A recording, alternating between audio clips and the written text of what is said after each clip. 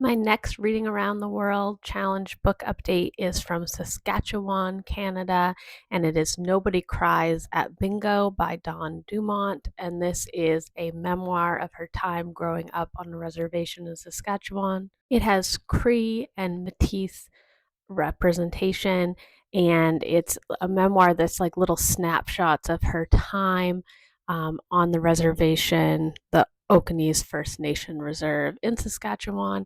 It's a story of coming of age with a family that is part of domestic abuse, and how she is a chubby bookworm who just really wants to do well in school, but her mom keeps up and moving them in the middle of the night because of her dad's alcoholism and abuse, and just the types of things that happen to her family throughout this time. She describes how life changes on the reservation and how it changes from area to area, but does not change as much as it should from generation to generation, and that her family keeps repeating the same mistakes over time, and that she wants to break that cycle. I want to share a couple quotes. We have: the travel agent for all our childhood excursions was a fun loving young woman with a wild laugh. Some may have called her daring, others reckless. We called her mom. And it was in the kitchen that mom and dad negotiated their relationship. Neither was good at words, so they used silences instead. My mother's long pause as she took a sip of her coffee and stared out the window told him that she would not go back to being hit whenever he felt like it, and he better lay off his damn drinking too. Dad stirred milk into his coffee cup. The gentle turn of his spoon told her that he was a different man.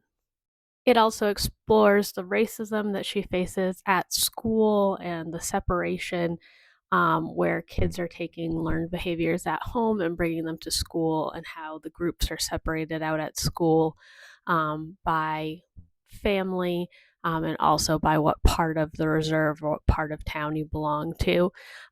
She has a quote here that says, "Out on the playground where the teachers could not interfere, the separation was complete. They played their game, we played ours." So even though they're trying to go to an integrated school and trying to fix this divide, the kids are still living in that divide of like, we can't hang out with you because you belong here and we belong there. I just thought this was a really powerful memoir, and of the memoirs that I read, probably the one that is most worth reading if you just want one book to read for Canada.